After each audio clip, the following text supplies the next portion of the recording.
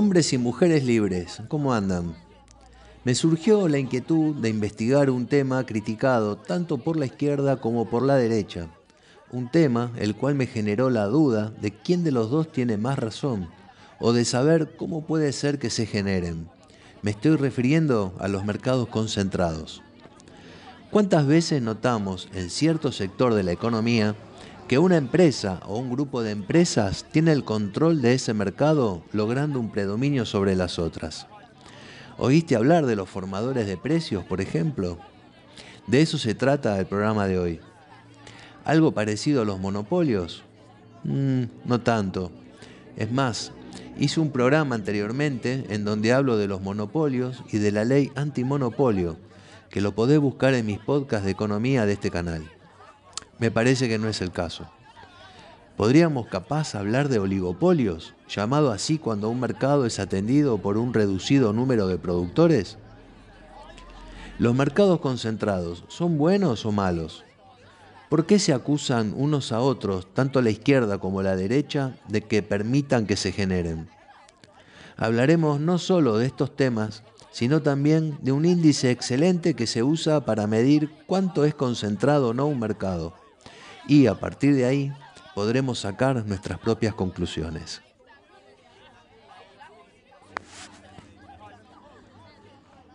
¿Cómo medir la concentración de mercados en un sector determinado?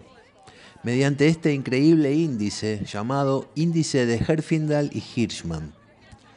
Ulrich Clemens Herfindahl fue el creador de esta medición al estudiar en 1950 la industria del acero mientras estaba preparando su tesis en la Universidad de Columbia. Su medición es fácil de entender y te la voy a explicar a continuación.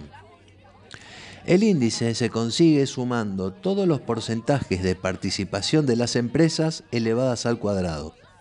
O sea, que el número máximo que puede tener este índice es 10.000, porque ese número es 100 al cuadrado. Imagínate que una sola empresa fuera la que participe en un mercado determinado. Quiere decir que esa empresa tiene el 100% de participación del mismo. Por consiguiente, 100 al cuadrado da 10.000. ¿Vamos bien? Supongamos ahora que solamente 2 empresas fueran las que intervengan activamente en un mercado, pero que entre ellas absorban un 90% de la participación del sector, o sea, un 45% cada una, y que 10 empresas restantes tomen solamente un 1% de la torta hasta llegar al 100%. Si hacemos las cuentas, el índice de Herfindahl daría 4.060. ¿Vamos bien también?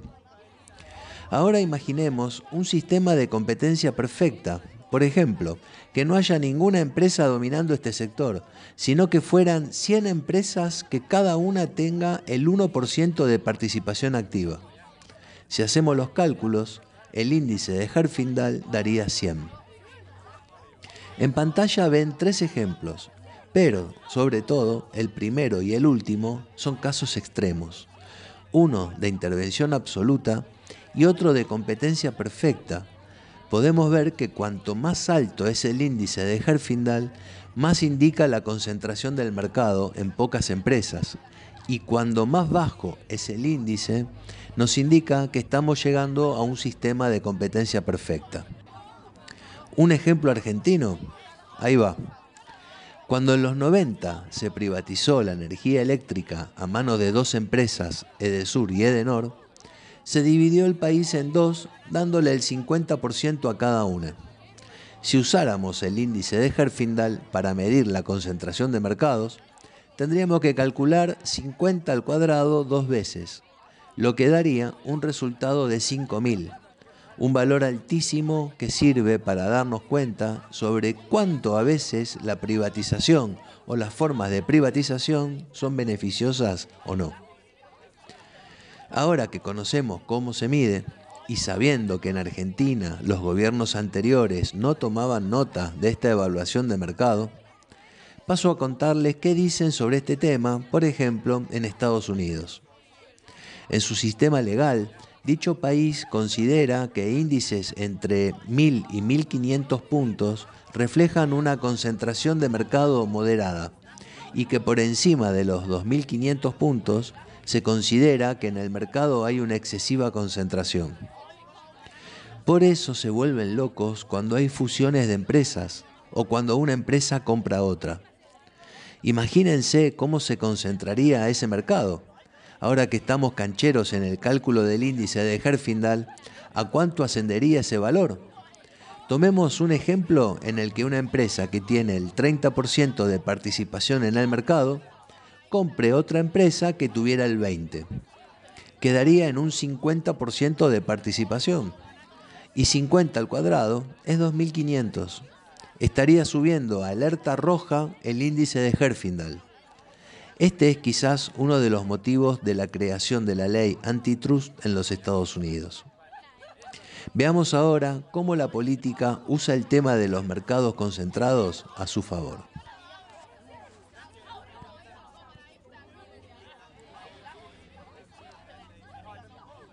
Escuchamos mucho a la izquierda protestar fuertemente sobre la creación de mercados concentrados.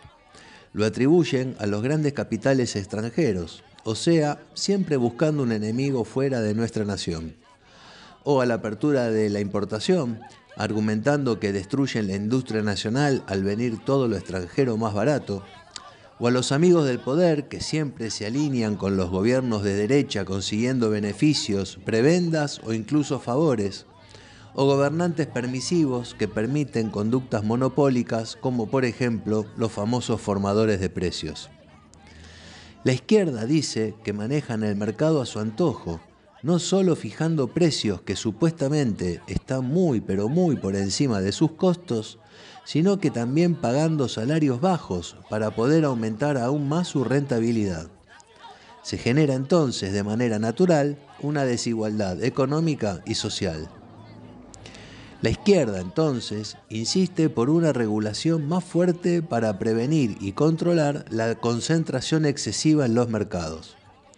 Esto incluye políticas antimonopolio más estrictas para desmantelar monopolios y evitar así prácticas anticompetitivas.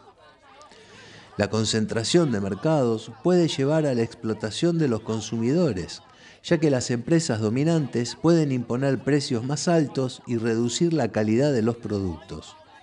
Luchan por políticas que protejan a los consumidores de estos abusos. Desde el punto de vista de la izquierda, la concentración de mercados puede perjudicar a los pequeños competidores al dificultar su entrada y supervivencia en el mercado. Por lo tanto, se propone apoyar a los pequeños negocios y a los emprendedores mediante regulaciones y políticas que fomenten la competencia justa.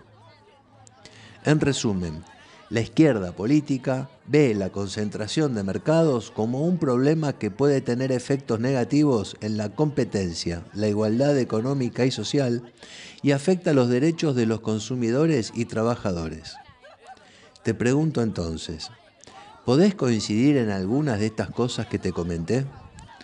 Capaz algunos o varios incluso sean motivo de revisión personal sobre cómo darle una mirada desde el liberalismo y sientas algunos puntos de contacto.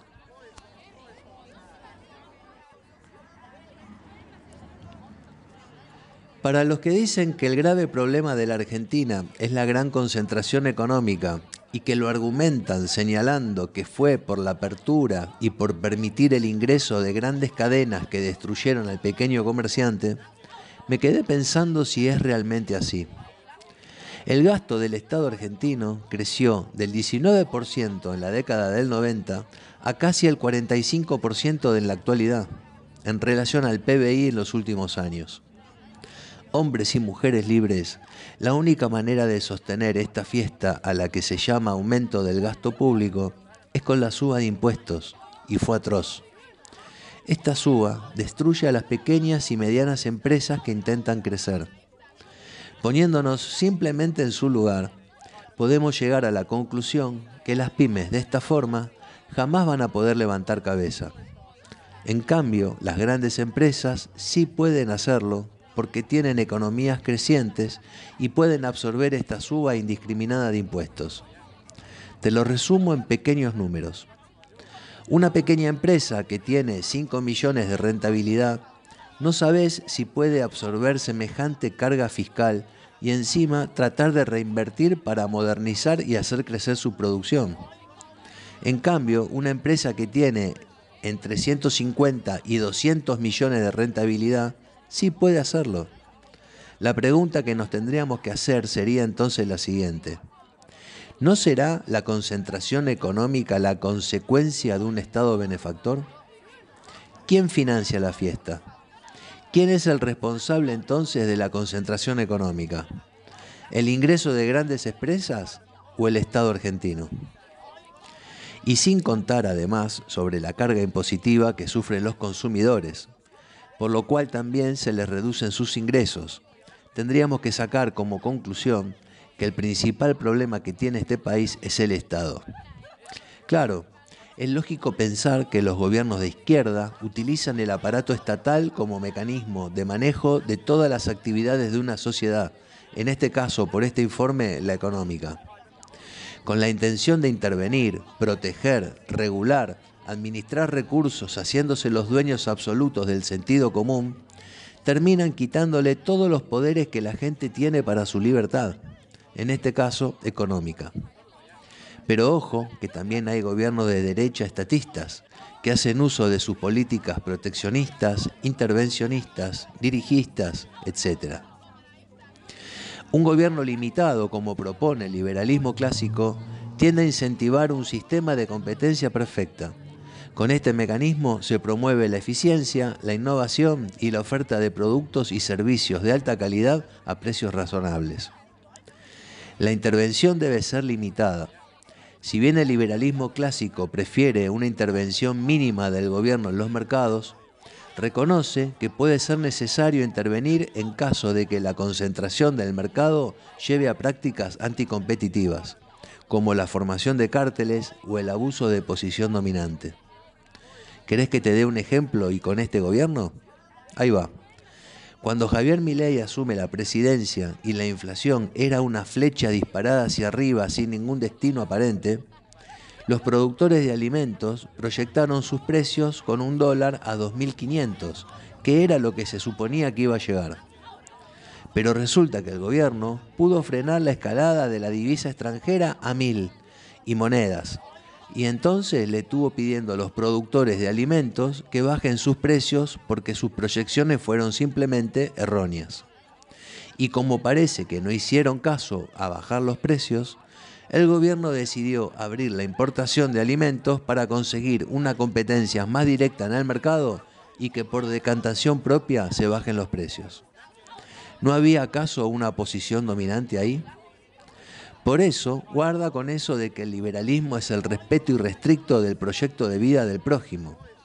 Si un productor alimenticio aumentó sus precios pensando que el dólar se iba a ir a 2.500 y se quedó en 1.000 y no baja sus precios, entonces no respeto su proyecto de vida, que me perdonen. El liberalismo clásico también defiende la eliminación de barreras para la entrada de nuevas empresas en el mercado. La concentración de mercados a menudo puede ser causada por barreras artificiales y eliminar estas barreras puede ayudar a aumentar la competencia. Esas barreras artificiales son creadas por el Estado y por los amigos del campeón, esas empresas que mediante favores mutuos consiguen mercados cautivos. ¿Ven por qué el tema no es eliminar el Estado, sino hacerlo limitado y dejar que el mercado fluya? Imaginen que todo ese dinero que el Estado recauda para sostener el gasto público vayan para las empresas y la gente. Todos estaríamos mejor con un gobierno que simplemente haga cumplir las reglas del juego. Depende de nosotros cada vez que depositemos el voto y a quién se lo damos. Gracias por llegar al final de este informe. Hombres y mujeres libres, es un verdadero placer hacer este programa. Pasen una buena semana, cuídense y viva la libertad.